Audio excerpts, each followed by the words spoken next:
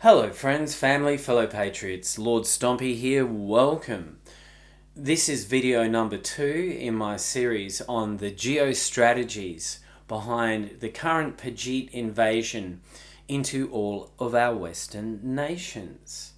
In my first video on this subject, I outlined a basic overview of a broad set of factors that are behind this demographic invasion of our Western lands. So this operation is not random, and it's not merely the next stage of Zog's notorious Kalergi plan, although that is certainly a major aspect of this Indian immigration. What is going on here with this global industrial scale human trafficking operation that is currently destroying our European nations? All of a sudden, our formerly European nations are all officially celebrating at least half a dozen Hindu pagan religious festivals a year.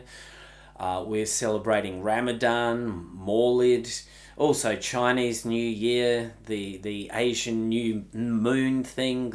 I don't know, the list goes on. We're celebrating everything except our own European Christian faith. So this is part of a meticulously planned genocide of the European people and their culture. And when I began looking at the latest phase of the Kalergi plan, which is the massive industrial scale invasion of Indian people, all at the same time into all of our Western lands, I began to realize, and I pointed this out in my first video, there's a link to my first video down below. I began to realize that the Pajitification of the West and many other parts of the world is actually part of a very long-running geopolitical battle for the Eurasian heartland of the world, or it's also known as the Makinda World Island, or the Makinda Heartland Theory. So this heartland theory, which posits that Eurasia is one of the most geographically important centers of the world, and that if a worldly power can control Eurasia, it will have great influence over the rest of the world. This battle for the Eurasian zone, the Eurasian landmass, has actually been raging for centuries.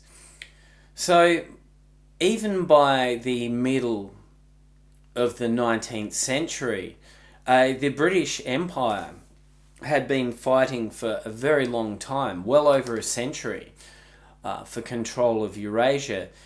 And they even had a nickname for this geostrategic battle. They called it the Great Game.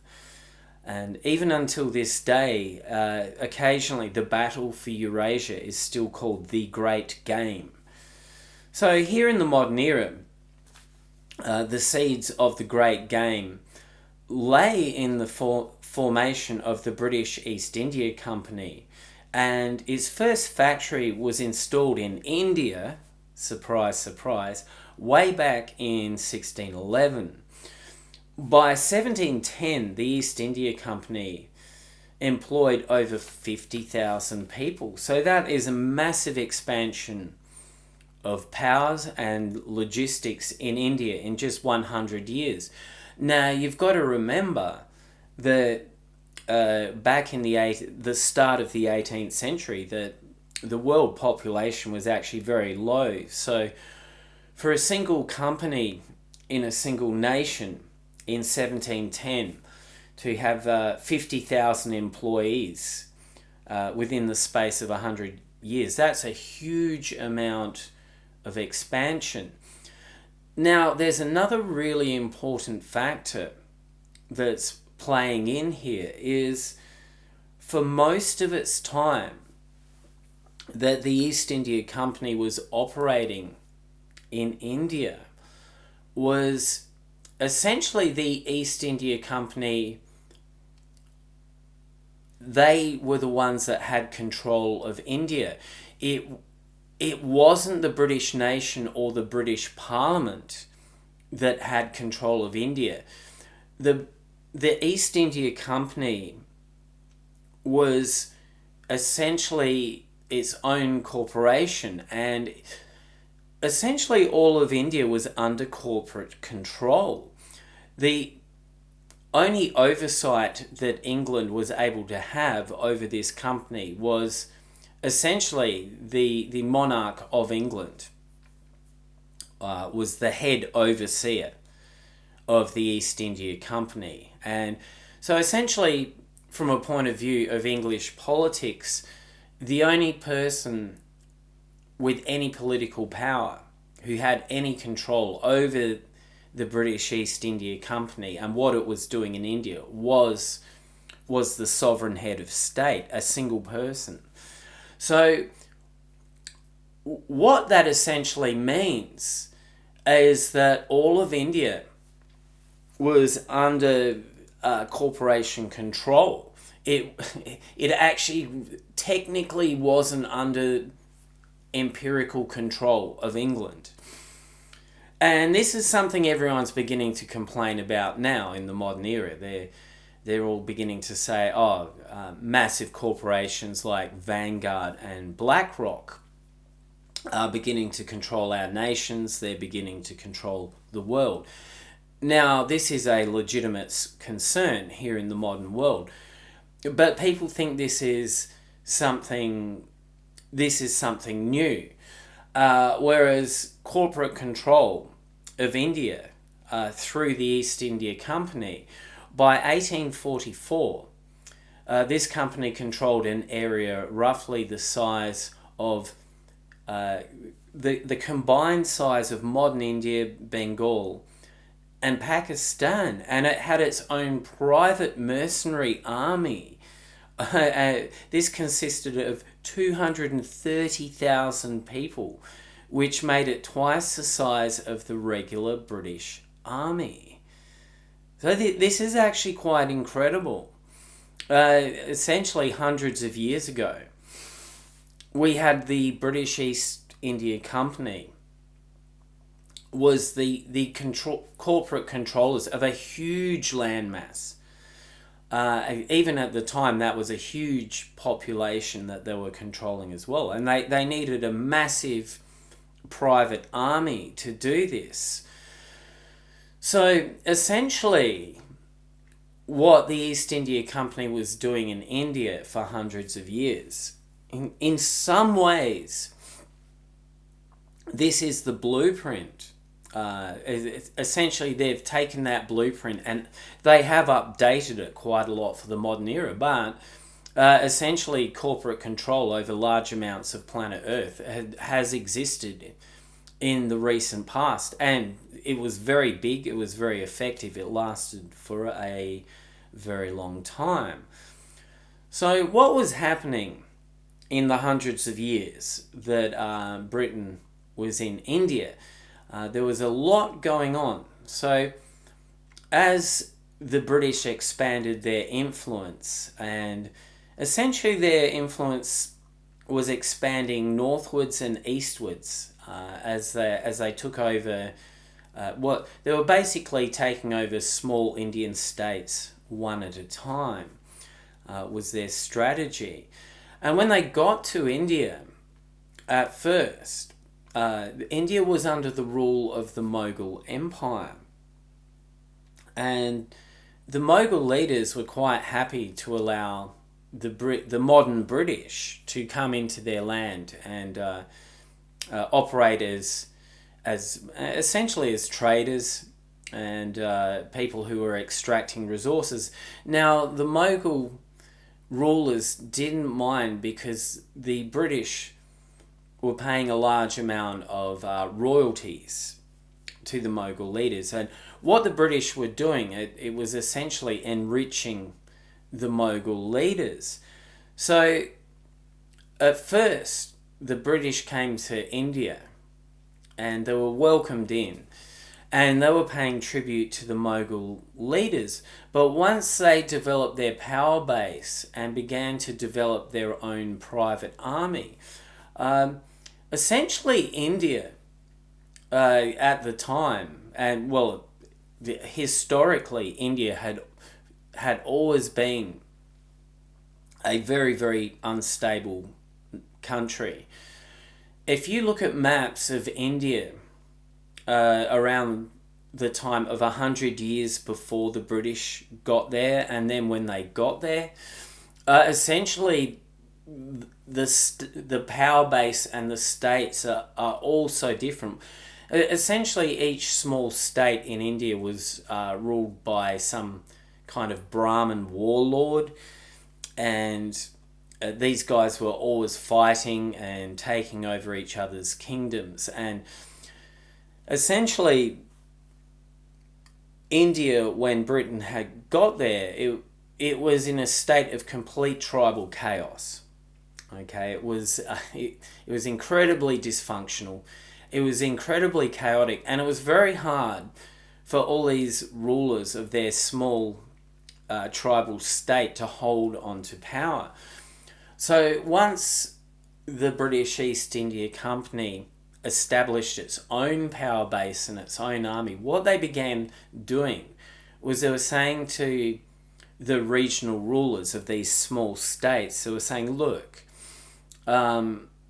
we've got this modern, efficient army, and what we'll do is we'll extract resources from your land, but we'll let you keep ruling over your state. It's just that essentially we're going to be calling the shots from behind the scenes now. So we'll let you continue to rule, but as long as you let us take resources, the spices, the opium, the jewels, the precious metals, all of these things, as long as your leaders allow us to extract wealth, we're fine with that. And what you can do as a leader is you pay us a tax, you pay us money, and we will guarantee that our modern efficient army will secure your rule against all the rival warlords in the states that are around you. Now, this was a very good deal for the elite classes in India at the time, because it had always been very precarious to be a ruler in India. They were always being deposed and executed, and having to lead their armies into battles with the regular wars. So essentially, the rulers in India, to a large degree, many of them didn't actually mind British colonial rule at all. And they began to actually develop very strong ties with the British elites. Most of them ended up being very, very cooperative with the British elites, and they were actually quite grateful for the stability and the development that the British Empire had brought to their region of the world. So the British were employing a very, very practical and very efficient colonizing method. Essentially, most of the leaders in most of the states were pretty happy with the deal of the British colonizing them. And essentially, this ends up being quite funny, because for several centuries, and even into the modern day now, Indians were just bitching and moaning about the evil British colonizers, and they colonized us, and they were so bad, and they oppressed us, and they did all these bad things. Now, some of this is true, but what they never say is, what the Indian elites never say is how much they benefited from English rule. And they never mention that they were the ones that welcomed the English into their states. So this is a really funny factor with history. There's the way that Indians are portraying British colonial rule, and it's that, essentially the Indians are just pumping out this anti-British propaganda, this highly emotional anti-British propaganda, but they never mention the reality of the situation. I mean, it's so ridiculous. When I really was looking into the relationship of the Indian Brahmin classes and higher classes with the English, is a very large number of the Indian nationalists, and many of them were gurus or holy men or statesmen or even outright fighters. A very significant proportion of them were educated in England. So on one hand, even when these people were alive, they were in public in India, they were pushing this narrative that, we hate the English, we got to get the English out of India. And then when they had the opportunity, when they were basically reaching early adulthood, they'd skip across the pond to Oxford or Cambridge, and they'd happily rub shoulders with all the English upper classes in these public schools. And, they were whining and dining with the English, and it actually got to the point. This is one of those really funny and hypocritical points of history where essentially the very liberal English upper classes, people such as Blavatsky, Annie Besant, the Theosophical Society, the Fabian Society, all these upper class champagne socialists in Britain were all essentially all patting the Indian elites on the shoulder, saying, "Oh yeah, they're there. We agree with you. We've got to put an end to this colonialism." So there's such a huge degree of bizarre hypocrisy behind the rhetoric of Indian nationalists, and how they just hated the British. And at the same time, what I can clearly see is the Indian leadership classes, the Brahmins and all these people, within their own country, they had to put on a pretense that they were anti-British, and pro-Indian. They had to pretend they're on the side of the Indian people, and it wouldn't have looked good for their position as an Indian ruler if they were openly saying, I love the British being here. These guys with their modern efficient army, they've secured my rule, and every now and again they give me these wonderful gifts, and I'm quite rich, and they've stabilised my province, and now that it's stable and I'm making a lot of money, I can send my kids to these elite English schools and have them educated in this wonderful English education. I mean, if the British were the pinnacle of evil, why were they sending their children to be educated deep within the elite English education system? This is just complete nonsense.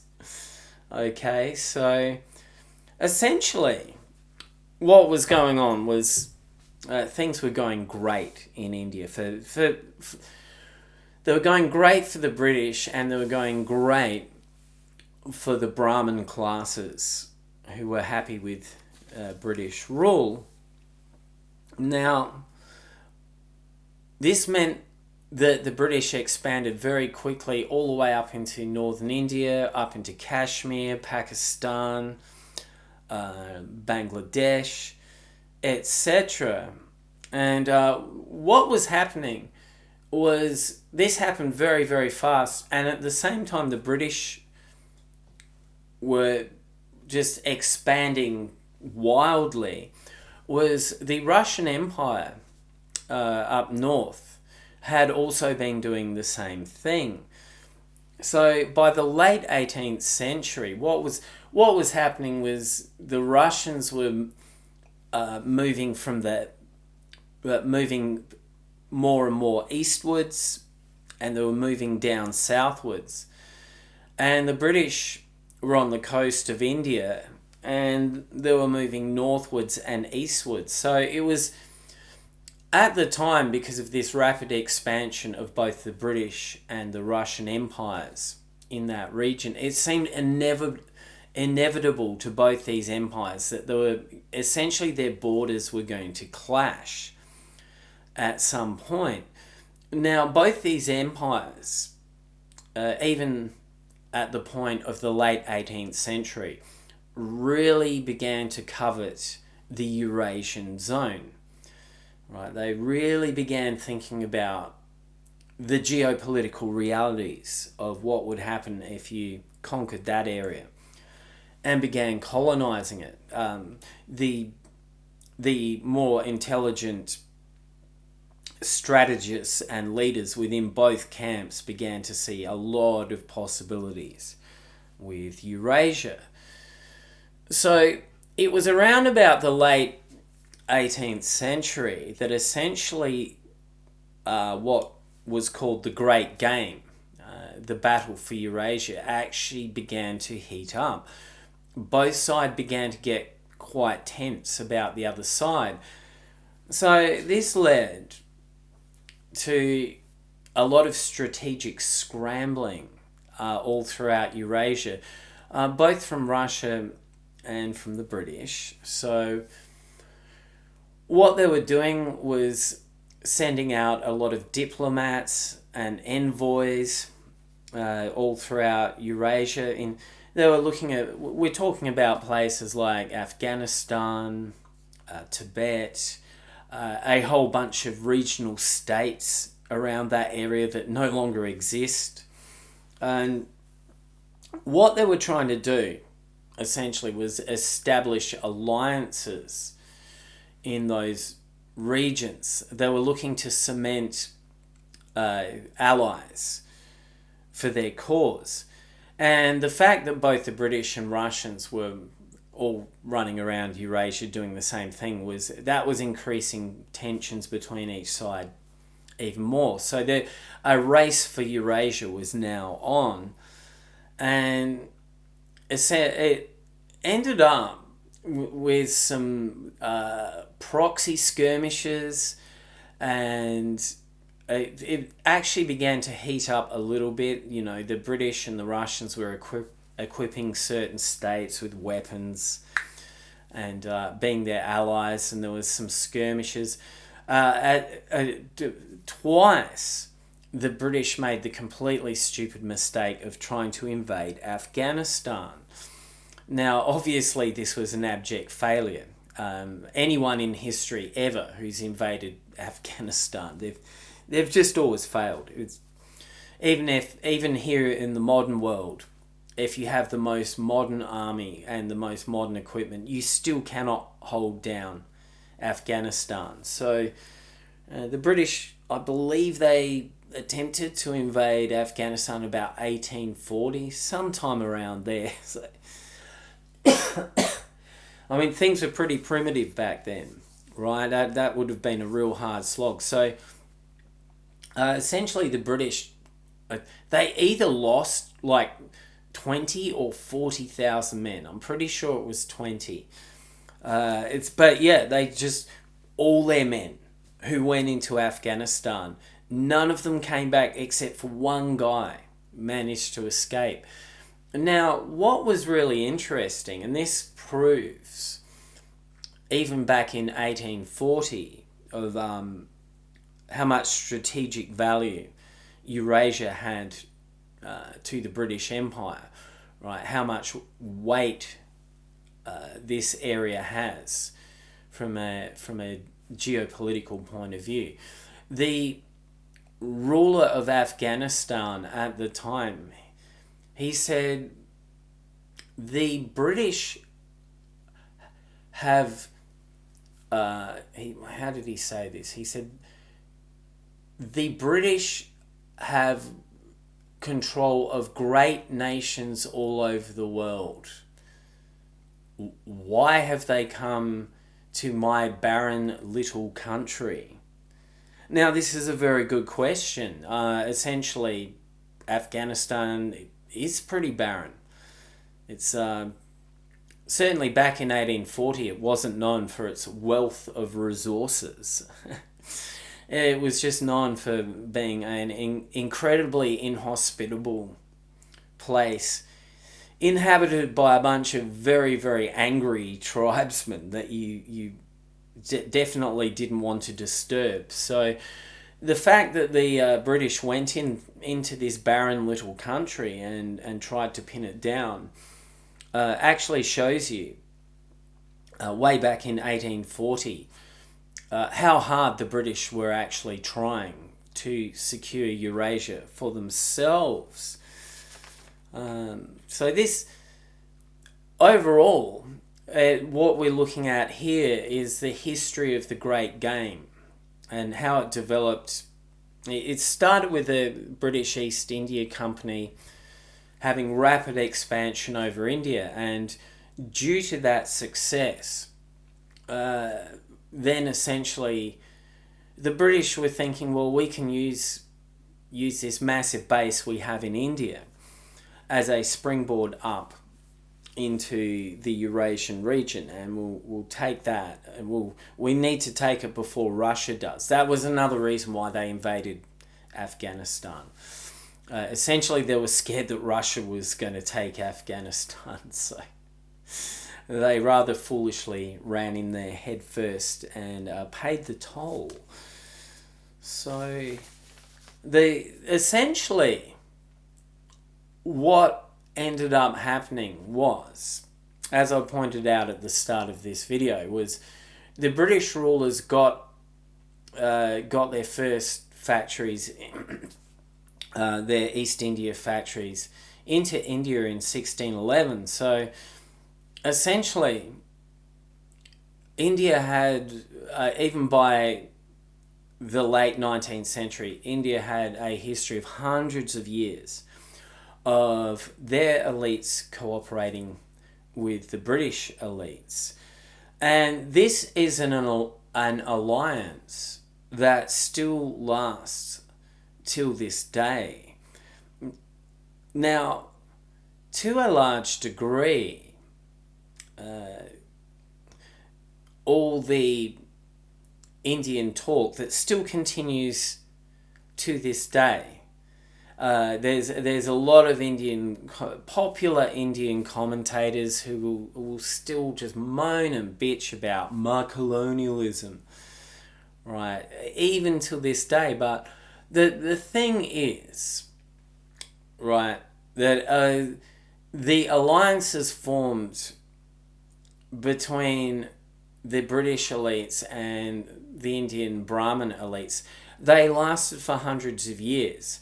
And when India got independence, these alliances just didn't magically disappear into thin air. And in fact, this is a very important part of geopolitics. There is a reason why the Indian rulers were openly bitching in public about the British. And think about this. If the British were such diabolically controlling evil rulers of India, they would have never allowed their Indian ruling classes that they were ruling over to bitch and moan about them in public. So essentially, for hundreds of years, the British were quite happy for the Indian rulers to publicly moan. And because essentially this was a kind of public safety valve for the British. And in a funny way, this protected the English rule even further. If they had the Indian leaders running around bitching and moaning about the English occupation, essentially that was just a safety valve for the general feelings of the Indian people. They were allowed to complain and moan and say, "Oh, we hate the British." I mean, if the Indians and the Indian leaders really hated the British that much, they literally had like 400 years to kick the British out. And there was very little organised effort by the Indian leaders. They never all came together and were like, look, they never sat down and had this conference. Were like, look, man, the British are a real problem and we all hate them. And surely if we unite all our forces and just like like India, we're the most populated nation on the planet. We always have been, even though they've got a superior army. If we just combine the strength of our entire population and turn it on the British, the British will run out of here in a second. The Indians never did that. And what gets even more interesting and even more cynical was during the 19th century, essentially the British were the drug runners, the drug dealers of the world. The British created the opioid crisis of the 19th century.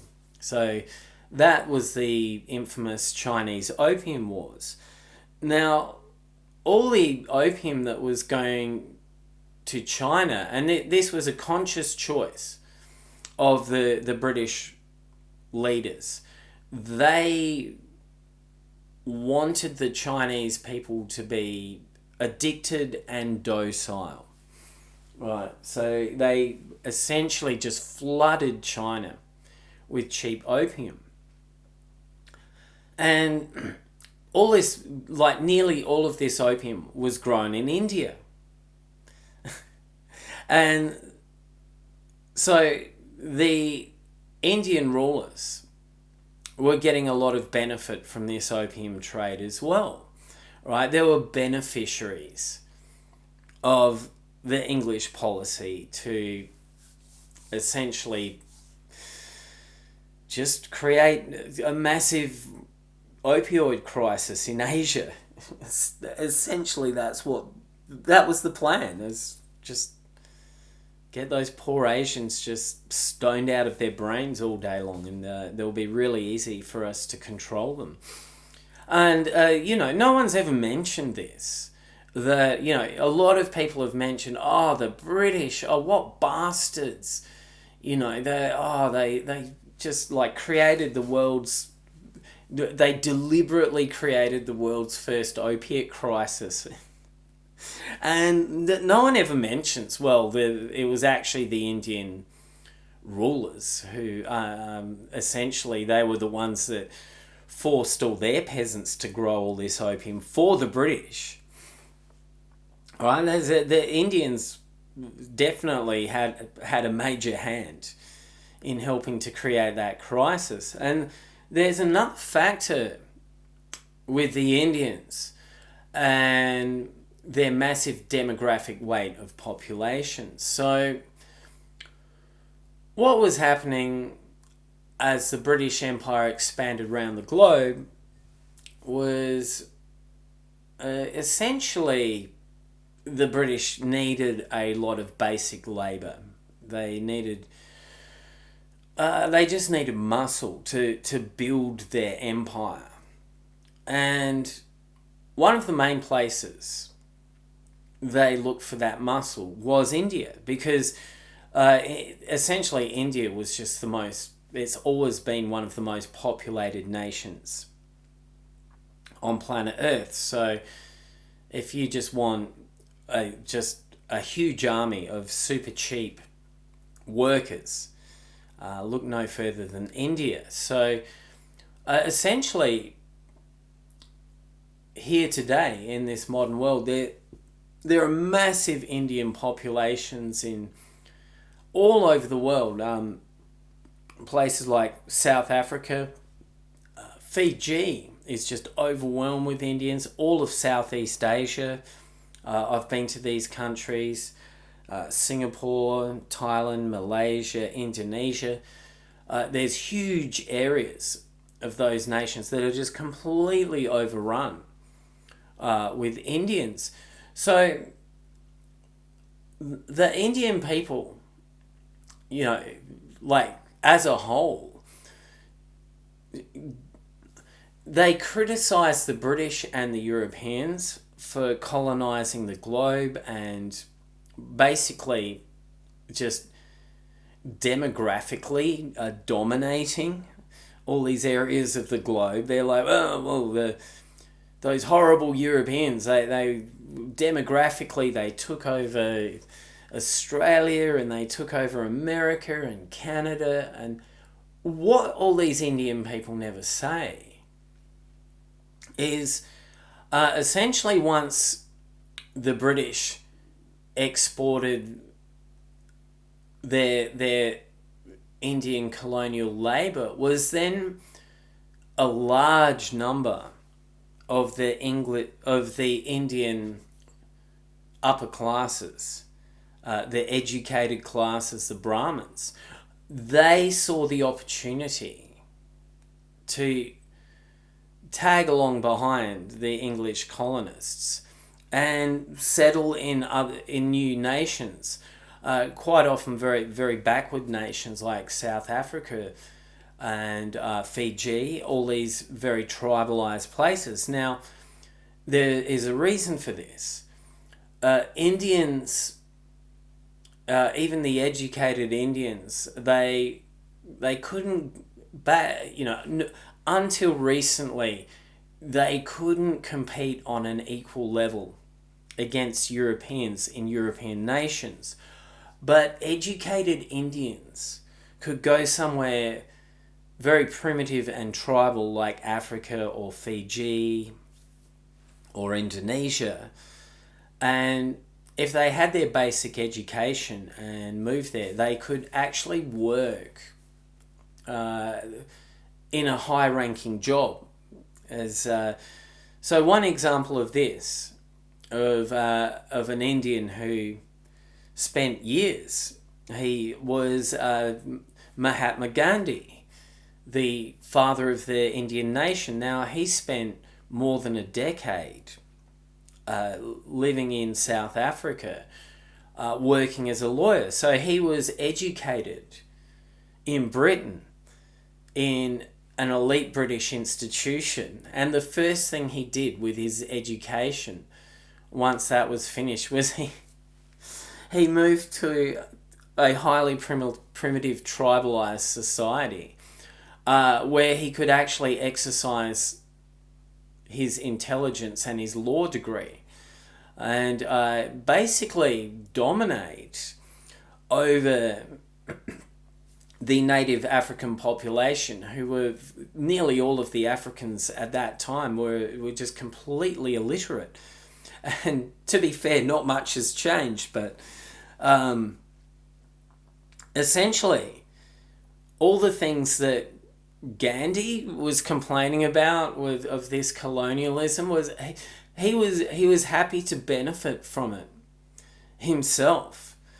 He was happy to tag along under the protection of British colonialism into South Africa and essentially really make his mark there as a lawyer. This was, he ended up having better opportunities in South Africa than he was getting in his own dysfunctional nation. So when you look around the world now at Southeast Asia, South Africa, Fiji, all these places with a massive Indian population, a large percentage of Indians that have moved to those countries did so voluntarily, and they did so to essentially they were colonizing those nations. You know, exactly the thing that they accuse the Western powers of doing is the Indians were happy to do that, right? Except the Indians could never get their shit together. They were too dysfunctional as a people. So essentially they had to let white people colonize first, and for us to do all the hard work. We had to do all the hard strategic work. Okay, and then the Indians just tagged along behind and were like, okay, like white people have set up this very functional system here that works now, so I'm going to come along and happily occupy a position in this system. So they were, from the opium trade to the mass migration all over the globe, the Indians were very, very satisfied beneficiaries of colonialism, and they will never mention any of this stuff. I think I'm the only person who's ever looked at this aspect of Indian history and Indian culture in this way, right? I'm so surprised no other person that I know of has ever looked at any of this in this manner that I'm putting forwards now. So what I'm outlining in this video is essentially the battle for Eurasia, which is centuries old. It's called the Great Game, right?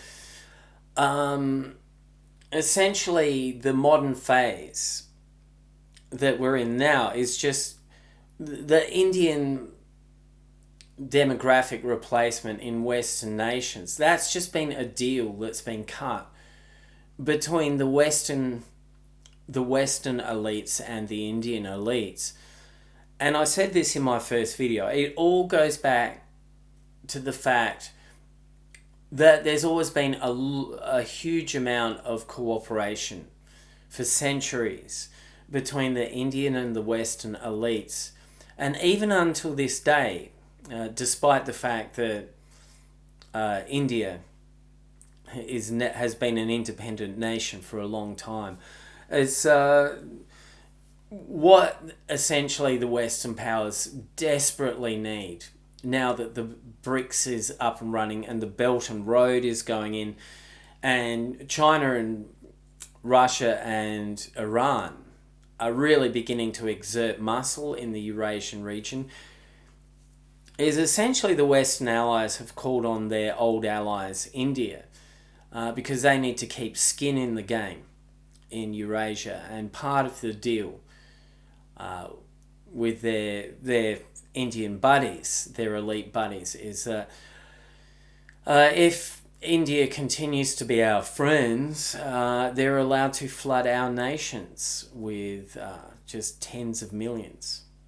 of Pajeets, and now we're all paying the price for this. So this is the way that world geopolitics works. It's been working like this for centuries. It's not going to change anytime soon. So in my next few videos, I'll look at other aspects. This great game, this battle for Eurasia, actually has a lot of dimensions. It's a multi-dimensional battle. I think in my next video, I'll look at the cultural and esoteric impacts of this battle. I'll be looking at things like the role of NGOs and the Theosophical Society and Indian